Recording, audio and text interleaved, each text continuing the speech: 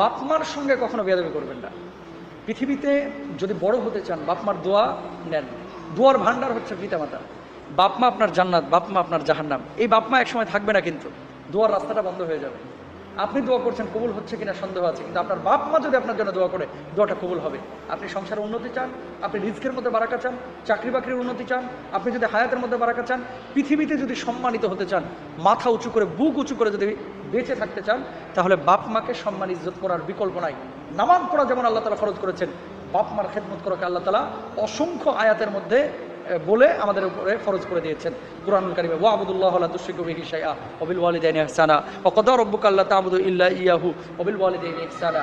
এরকম অসংখ্য কথা বলেছেন। আজকে বাপ মা জীবিত আছে তো একসময় ভাই পকেট ভরা টাকা আসবে, কিন্তু বাপ মাকে আর পাবেন না। আজকে পকেট খালি, যত টাকায় কামাচ্ছেন কিছু টাকা পয়সা বাপ মার খেদমতে শেয়ার করেন। ইনশাআল্লাহ ইনশাআল্লাহ আল্লাহ তাআলা এত বারাকা দিবেন এক সময়, সে সময় বাপ মা হয়তো আর থাকবে না। বাপ মা বড় দামি জিনিস।